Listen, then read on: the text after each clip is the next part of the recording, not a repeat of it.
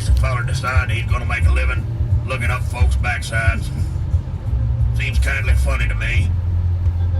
Not funny, ha-ha. Funny where? That must be a pretty good wage in it. Or maybe he just weren't smart enough to be a dentist. I hear tell he's pretty good at his job. I know a feller named Royce from up there to the nervous hospital. He went to him, not for a colonoscopy. He swallowed some car keys, a couple of writing pens, and a tennis ball. On account of he's crazy. Doc Stevenson, he got them out quick as a wink. Royce said he never felt a thing. I can't rightly figure out how he did that. You ever see a tennis ball? Maybe it is magic like them fancy boys in Las Vegas do. Well, sir, I reckon I didn't care none for the part where you got to get ready for the colonoscopy. They give you this potion to drink there. He said it was something called a laxative. He said I ought to be sure to be close by the toilet when I take it. Well, that ain't exactly right. You can't be close by. You got to be right there on it. It took me a second or two to figure that one out. That there laxative plumb whooped the tar out of me. And everything else. I tell you, I don't know where it all came from. I was up all night flushing in shifts. The next morning, you go in there to the hospital, have that whole shebang done. You wander in this little room there.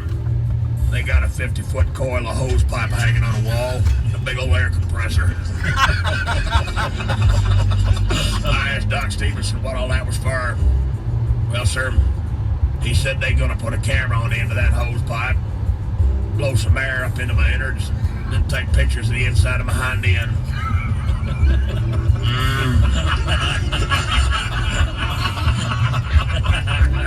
I told him I didn't need no pictures of that. I didn't rightly care what it looked like anyhow. Well, he said they had to look for all kinds of warts, goblins, and all sorts of stuff that might be off kilter somewhere or another. They have you stripped down bare naked. They give you this shirt with no back on it, so your bottom sticks out. They lay you down on your side on this table there and tell you to sniff out of this cup. Well, I started to sniff, and just as I was going to tell him he didn't have to use all 50 feet of that hose pipe, I sort of faded out.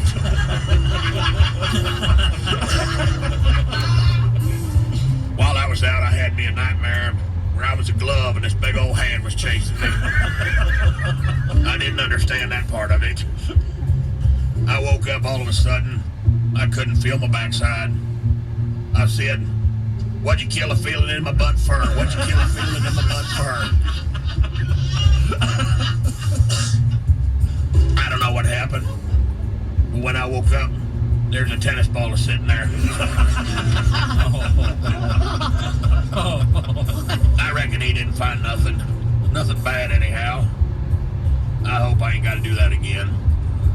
Moral of the story, if a feller's gonna put a hose pipe in your backside, make sure he's been to school for it. And if you do a good job, they might give you a tennis ball. The end. Storytime is brought to you by Hargrave's Potted Meat Product.